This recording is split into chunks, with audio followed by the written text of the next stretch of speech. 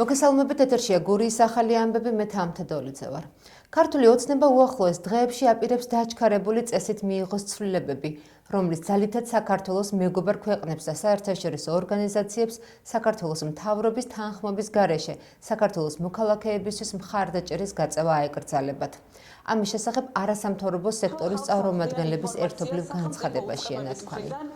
განცხადებაში ნათქვამია, რომ დღეს, როდესაც სახელმწიფო უწყებები პარტიულ დანამატად არის ქცეული, ადამიანების დაცვის ერთადერთ საშუალებას სამოქალაქო სოლიდარობა და აქტიურობა წარმოადგენს.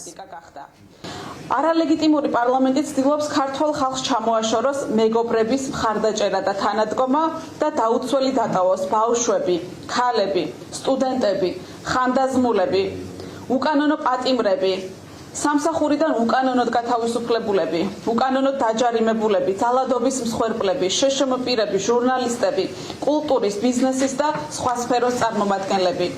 უიმედოდ აქციოს თითოეული მოქალაქე, რომელიც რაიმე ფორმით საჭიროებს მიიღოს დასავლური ცივილიზაციის სიკეთე. ჩვენ საქართველოს სამოქალაქო საზოგადოება კვლავ მტკიცედ ვაცხადებთ, არ ვაპირებთ რუსული კანონებით ცხოვრებას და ბოლომდე წინააღმდეგობას გაუწევთ ქართველი ხალხის დევნის აქტს. ჩვენ არ დავუშვებთ ივანიშვილის არალეგიტიმურმა ხელისუფლებამ გადაწყვიტოს, როდის და როგორ დაეხმარება ქართველი ხალხი ერთმანეთს. და კვლავ გამოვხატავთ ერთგულებას საქართველოს კონსტიტუციის, მოქალაქეების უფლებებისა და ღირსების დაცვის მიმართ. უცხოეთიდან საქართველოში გრანტის მისაღებად მთავრობის თანხმობა სავალდებულო იქნება. ამისთვის კანონში ცვლილებები მომზადდა. ინიციატივა ქართულ ოცნებას ეკუთვნის. პროექტის მიხედვით მთავრობის მიერ გრანტის გაცემის თაობაზე თანხმობის გაცხადებისთვის 10 დღიანი ვადა განისაზღვრება. გადაწყვეტილების გასაჩივრება მის მოქმედებას არ გააჩერებს. ამავე პროექტით აკრძალული გრანტის გაცემის და მიღების მონიტორინგს ანტიკორუფციული ბიურო განახორციელებს. აკრძალული გრანტების მიღება გამოიწვევს გრანტის მიმღების დაჯერიმებას აღნიშნული გრანტის ორმაგი ოდენობით. ცხადი ხდება, რომ საქართველოში ბოლო ფაზაში გადადის დიქტატურის დამყარება, არანაირი თანხები არ ემოძრავებს ივანიშვილის ნებართვის გარეშე საქართველოში, არც დასავლური, არც ქართული და მას აქვს სურვილი და არათუ სურვილი, არამედ მიზანი აქვს ეს და ყოველდღიურად ასრულებს ამ მიზანს, რომ ყველაფერი აბსოლუტურად როგორც ფინანსური, ეკონომიკური, პოლიტიკური კუთხით წყდებოდეს მხოლოდ ივანიშვილის გავლით საქართველოში. არასამთავრობო ორგანიზაცია, რომელიც იმიტომ არასამთავრობო ორგანიზაცია, რომ არ მოექცეს ხელისუფლების პოლიტიკური დღესდღეობის ქვეშ, თურმე თავისი დამფინანსებლისგან ფინანსური რესურსის მიღებისთვის, რომ დაეხმაროს საქართველოს მოქალაქეებს, უნდა მიიღოს თანხმობა. ეს ისიც რას ნიშნავს? ეს კიდევ ერთ დამატებით ინსტრუმენტს ნიშნავს ხელისუფლების ხელში, რომ თვითონ როგორც მოუნდება და თვითონ ვისთვისაც მოუნდება და საკუთარი და ესე ვთქვათ, ეგრეთ წოდებული გონგოების, ანუ რეალურად არასამთავრობოების კი არა, ხელისუფლების მხრიდან მართული ვითომ არასამთავრობოების დაფინანსებისკენ მიმართავს ამ თანხებს. ხედავთ, რომ სამწუხაროდ არის ბევრი უპასუხისმგებლო დონორი, რომელთანაც ჩვენ წლები, თვეები საუბრობთ იმაზე, რომ პასუხისმგებლიანად უნდა მოიქცნენ. ჩვენ ხედავთ, რომ მისცემენ ფულს, შემდეგ ამ ფულით ხდება მოლოტოვის კოქტეილის რეკლამირება, ხდება ფაშისტური კამპანიების განხორციელება, ხდება ძალადობრივი აქტები. ეკითხები დონორებს, ისინი ხელს იბანენ, რომ პასუხისმგებლობა მათი თითქოს არ არის. ასე რა თქმა უნდა არ გამოვა და შეიძლება ისინი ხარჯავენ თავისი ქვეყნის ხალხის ფულს და უნდა ემოქმედონ პასუხისმგებლიანად. ერთი და მეორე, ისინი აზიანებენ ჩვენი საზოგადოების ინტერესებს, როდესაც ხდება მოლოტოვის კოქტეილების რეკლამირების და ასე შემდეგ დაფინანსება. აქედან გამომდინარე, მნიშვნელოვანია, რომ ქართულმა ხალხმა იცოდეს, რისი დაფინანსება ხდება საქართველოში და ქართულ ხალხის ინტერესში შედიოდეს ის, რაც ხდება საქართველოში. 9 აპრილის ტრაგედიიდან 36 წელი გავიდა. 1989 წლის 9 აპრილს გამთენიისა საბჭოთა კავშირის შეიარაღებული ძალების ნაწილებმა თბილისის ცენტრში პარლამენტის შენობასთან მშვიდობიანი საპროტესტო აქცია დაარბიეს, რასაც ადამიანთა მსხვერპლი მოჰყვა. დარბების შედეგად 21 ადამიანი დაიღუპა, ხოლო ასობით მოქალაქე დაუდგენელი შემადგენლობის გაზით მოიწამლა. მოგვიანებით 1991 წლის 9 აპრილს კი უზენაესმა საბჭომ საქართველოს სახელმწიფოებრივი დამოუკიდებლობის აღდგენა გამოაცხადა. 9 აპრილი საქართველოს უახლოეს ისტორიაში ჩაიწერა როგორც ტრაგედიის და ამავდროულად საქართველოს დამოუკიდებლობის სიმბოლოდ. აპრილის დღეებში რუსთაველის გამზირზე 20,000-ზე მეტი მშვიდობიანი მოქალაქე იყო შეკრებილი. მათი ნება მტკიცე იყო, თავისუფლების და დამოუკიდებლობის მოპოვება. აქციები 4 აპრილს დაიწყო. მას შემდეგ რაც მარტში აფხაზეთში ლიხნის კრებაზე ხელი მოეწერა დეკლარაციას, რომლის მთავარი გზავნილი აფხაზეთის საქართველოდან გამოყოფა და რესპუბლიკის სტატუსის მინიჭება იყო. საზოგადოებისთვის ამის მიღება შეუძლებელი აღმოჩნდა. აქციებმა პიკს 6 აპრილს მიაღწია, როცა სადავეები ხელში აიღეს ზვიად გამსახურდიამ, მერაბ კოსტავამ და ეროვნული მოძრაობის სხვა წევრებმა. ამ 70 წლის მანძილზე, ამ ტანჯვასა და ვაიბაში, ამ სისხლისღვრაში, პირველად ასა შაქრული, ასა მთლიანი წარმოდგა ქართველიერი დის ფინანსზე. 8 აპრილს უკვე მოსალოდნელი საფრთხე აშკარა იყო, მაგრამ დაშლის ნაცვლად მომიტინგეთა რაოდენობა იზრდებოდა. საფრთხის შესახებ იცოდა ილია მეორემაც. ის რამდენიმე წუთით ადრე მომიტინგეების წინ გამოვიდა და მათ ქაშუეთში გადასვლას თხოვა. მე ახლა მაცნობს, რომ საშიშროება რეალურია. შეიძლება ამ საშიშროებამდე დარჩა სულ რამდენიმე წუთი.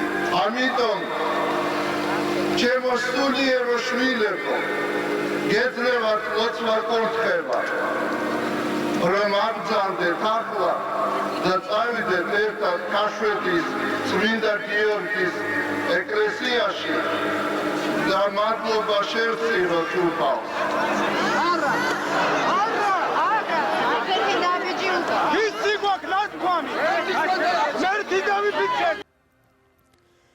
გენერალ როდიონოვის ბრძანებით დილის 4 საათზე მშვიდობიანი მოქალაქეების პირისპირ 2550 ჯარისკაცი, 6 ჯავშან ტრანსპორტიორი და დესანტის 8 საბრძოლო მანქანა განლაგდა. წარმოუდგენლად სასტიკი დარბევა 21 ახალგაზრდის სიკვდილით და ასობით მოქალაქის მოწამვლით დასრულდა. ეს იყო დღე, რომელმაც საქართველოს უახლეს ისტორიაში გარდატეხა მოახდინა და დამოუკიდებლობის მოპოვება შეუქცევადი გახადა. ოლურია საქართველოს დამოუკიდებლობის აღდგენის გამოცხადება 9 აპრილს, ვინაიდან ამ დღეს გადაწყდა საქართველოს ბედი. 9 აპრილის წამებულთა სულები დაგვრცქერიან ჩვენ და ხარობენ ზეციურ ნათელში, რამე თუ აღსრულდა ნება მათი, აღსრულდა ნება ქართველი ერისა, გაუმარჯოს დამოუკიდებელ საქართველოს. გააგრძელა შენი კუთხის ფოლკლორი, ასე ქვია პროექტს, რომლის ავტორი ოზურგეთის ფოლკლორის ცენტრია და რომლის დასკვნითი ღონისძიება დღეს ცენტრში გაიმართა. პროექტის ფარგლებში ოზურგეთის მუნიციპალიტეტების სკოლების პედაგოგები მოსწავლეებთან ერთად მუშაობდნენ საკუთარი სოფლის ეთნოფორებზე, სხვადასხვა მომღერლის, მოცეკვავის გამოვლენასა თუ ამხრივ ცნობების შეგროვებაზე. სამი საუკეთესო პროექტის ავტორი დღეს ფოლკლორის ცენტრში ლოტბართა სკოლის მოსწავლეების კონცერტის დასრულების შემდეგ დააჯილდოვეს. ღონისძიება გაიხსნა გამოფენით, სადაც წარმოდგენილი იყო ოზურგეთის მეოთხე საჯარო სკოლის მოსწავლეების ნახატები და გამოყენებითი ხელოვნების ნაწარმი. პირველად მივიღეთ ეს ღონისძიებაში მონაწილეობა, გამოფენა მქონი ადრე, მაგრამ ვინც მასწავლა იმ ადამიანთან ერთად. პირველად მაქვს დამოუკიდებელი ნამუშევრები გამოფენილი, აქედან ნახევარი, უმეტესობა ჩემი დიზაინით არის შექმნილი და ძალიან ბედნიერი ვარ, რომ დღეს აქ მოვედი. დღევანდელ ღონისძიებაში ჩვენი სკოლისგან არაერთი ბავშვი იღებს მონაწილეობას სხვადასხვა განხრით. მეოთხე სკოლას აქვს წარმოდგენილი როგორც ნახატები ამ თემაზე, ასევე ხელნაკეთი ნივთები და ძალიან ბევრი ბავშვია, რომელიც დღეს მღერის ჩვენგან. ვფიქრობ, რომ სკოლა ზოგადად აქტიურად არის ხელოვნების სფეროში ჩართული და დღევანდელობამ ამას კიდევ ერთხელ გაუსვა ხაზს. პროექტზე მუშაობა საკმაოდ დიდი ხანია ჩვენ დავიწყეთ. ამაში დაგვეხმარა რესურს ცენტრი.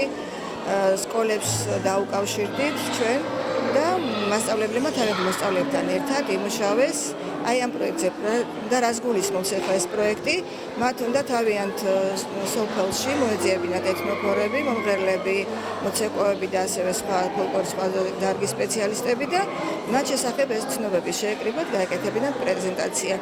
ამას თავისი მიზანი აქვს, რადგან ჩვენ ვფიქრობთ, რომ გავაკეთოთ გურუ მომღერალ გუნდებზე და ანსამბლებზე წიგნი ალბომი და ამისთვის მასალები მოვაგროვოთ, ამაში ძალიან დაგვეხმარნენ აი ამ პროექტში ჩართული მონაწილეები.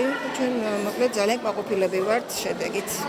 ოზურგეთის დრამატულ თეატრში ევრიპიდეს იფიგენია ავლისში პრემიერა გაიმართა. სპექტაკლის რეჟისორი გიორგი კაშია. ამ ანტიკური ტრაგედიის გაცოცხლება ქართული სცენისთვის პირველი შემთხვევაა. პრემიერა მაყურებლის ემოციებით და აპლოდისმენტებით ჩაიარა. დადგმაში, რომელიც ოზურგეთისა და ზუგდიდის თეატრების ერთობლივი კორპროდუქცია, ოზურგეთის მსახიობებთან ერთად შოთა რუსთაველის თეატრისა და კინოს უნივერსიტეტის სტუდენტები მონაწილეობდნენ. პრემიერას მოწვეულ სტუმრებთან ერთად საქართველოს თეატრალური საზოგადოების თავმჯდომარე გიორგი გვეგიჭკორი და თეატრის კრიტიკოსები ესწრებოდნენ. სპექტაკლი იფიგენია ავლისში 14 აპრილს ზუგდიდის თეატრში იქნება წარმოდგენილი.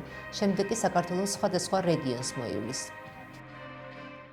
პირველ რიგში დიდი მადლობა ძალიან იმ შემოქმედებით ჯგუფს, რომელიც ჩემთან ერთად მთელი ამ დროის განმავლობაში მუშაობდა, რადგანაც დღეს იყო შედეგის ჩვენება იმ შრომის თავდადებულის, რომელიც ჩვენ ერთად გავატარეთ დაახლოებით 2 თვის განმავლობაში და მე მინდა ამის გამო მადლობა გადავუხადოთ. მადლობა თეატრს, ოზურგეთის თეატრს, ზუგდიდის თეატრს. მადლობა იმ სტუდენტებს, რომლებიც ჩამოვიდნენ. დიდი გზა არ არის, ცოტა გზა ის და მოწყდა ეს ყველაფერს და იმუშაო yani პროფესიული ზრდისათვის ეს ალბათ ძალიან მნიშვნელოვანია და ამ სტუდენტებმა, ახალგაზრდებმა გააკეთეს ეს საერთო საქმისათვის, ამიტომაც ეს ძალიან დასაფასებელია. პრემიერამ ჩაიარა რაღაც ძალიან საინტერესოდ და ის მნიშვნელოვანი სამუშაო პროცესი, რაც ერთად ჩვენ გავწიეთ შემოქმედებით მოგუნდმა. ვფიქრობ, რომ ჩემგან ყოველ შემთხვევაში და არ ვამბობ სხვას, ჩემგან იმსახურებს ძალიან დიდ კომპლიმენტს, შექებას და მადლობას ყველაზე მნიშვნელოვანი რაცაა. სირთულესთან ერთად რაც ახლავდა ამ პროცესებს იყო ძალიან საინტერესო და ძალიან სასიამოვნო. არ ვიცი ახლა ისეთი შეგრძნება მაქვს, რომ აი მინდა რომ კიდევ ერთხელ გავიდე და თავიდან ვითამაშოთ სპექტაკლი. ძალიან შემიყვარდა სპექტაკლიც, შემიყვარდა ოზურგეთი. არ ვიცი, ძალიან დიდი მადლობა მინდა გადავუხადო ოზურგეთის თეატრს, ყველა მსახიობს. არ ვიცი, ბატონ ზაზას, ბატონ ვასოს, ბატონ გიორგი კაშიას ხო საერთოდ. მართლა, არ ვიცი, ჩვენზე ისე ზრუნავს ისე არ ვიცი, ძალიან ბედნიერი ვარ, რომ ამ პროექტში მომიწია მონაწილეობის მიღება. ძალიან მიხარია და რავი, იმედია კარგად შედგა ჩვენი პრემიერა და იმედია მაყურებელს ძალიან მოეწონა. გიორგი კაშიას ულოცავ, რომ ასეთი დიდი გაბედულებით, დიდი ექსპერიმენტით და გარკვეული ავანტურითაც კი შეეჭიდა ევრიპიდეს უკრავ ტექსტს და რა თქმა უნდა მსახიობებსაც მიულოცავ, ახალგაზრდა მსახიობებს, გამოცდილ მსახიობ მთელი დასი ჩართული აქვს და რა თქმა უნდა კოპროდუქცია ზუგდიდის თეატრისა და ოზურგეთის თეატრის ძალიან მნიშვნელოვანია, ასე რომ გიორგი კაშიას სპექტაკლსაც გარკვეული რეზონანსი მოყვება იმედია და უკვე ის რომ საქართველოში პირველად ამდენი ხნის განმავლობაში დაიდგა და ძალიან ბევრი ახალი სიახლე შეიჭრა განსაკუთრებით კომპოზიციაში, სცენოგრაფიაში, ასევე ის რომ დარბაზისა და ინტერაქცია დარბაზსა და მსახიობებს შორის ესეთი დიდი და ინტენსიური შეიძლება ზოგისთვის გადაჭარბებულად კი იყოს ამდენი ჩართვა დარბაზის თვითონ სპექტაკლში, მაინც მნიშვნელოვანი მეჩვენება ამ სპექტაკლის არა მარტო მხატვრულ, არამედ პუბლიცისტური და დღევანდელი ის გააზრება, რომ იფიგენია წირება. სპექტაკლიც არის სავსე აი ახლებური ხედვით, სავსე იმ დრამატიზმით, იმ ემოციით, იმ საფიქრალით, რომელიც დღეს აი თანამედროვე ადამიანს, თანამედროვე საზოგადოებას აღელვებს და ძალიან კარგია, აი რაღაცა დიდი ემოციებით ვარ სავსე და შთაბეჭდილებებით და მიხარია, რომ აი ოზურგეთის თეატრის სცენაზე დაიბადა ეს სპექტაკლი. იფიგენია ავლისში იყო არაჩვეულებრივი სცენები, შესანიშნავი მუსიკა. მადლობა კომპოზიტორს ამისათვის. არაჩვეულებრივად ითამაშეს აი მისანი ქალების სცენა იყო დიდებული, მართლა ბრწყინვალე, როგორც სანახაობრივად, ისე შინაარსის და ძალიან დატვირთული რა თქმა უნდა, იფიგენია იყო არაჩვეულებრივი. თქვა, რომ ჩემი მოსწავლე თამაშობდა ლევან საგინაძე, რომელიც როგორც ყოველთვის იყო დიდებული. დღეს მართლაც დღესასწაული იყო ოზურგეთის თეატრში, ულოცავ მსახიობებს ოზურგეთის თეატრს. ევრიპიდე აი ეს ნაწარმოები იფიგენია ავლიში ჯერ არ დადგმულა საქართველოში, ეს ერთი, მეორე ის რომ აქ მოხდა კოპროდუქცია, ანუ ერთობლივი ნამუშევარი ოზურგეთის ზუგდიდისა და თეატრალური უნივერსიტეტის, რაც ძირითადად იყო ჩემი ჩანაფიქრი, რომ ეს აი ესე წასულიყო ამ კუთხით, ბრწყინვალე რეჟისორი გიორგი კაშია, ესე იგი მის გუნდთან ერთად და მივიღეთ ძალიან კარგი გამართული სპექტაკლი. ამის გარდა ჩვენ ამ სპექტაკლს აუცილებლად ვითამაშებთ საბერძნეთში ამფითეატრზე. აი ესეც ჩაფიქრებული გვაქვს როგორ რა კუთხით. ეხლა უკვე მიმდინარეობს მოლაპარაკება და ალბათ 2026-ში ჩვენ აუცილებლად ჩავალთ ათენში და არა მარტო ათენში.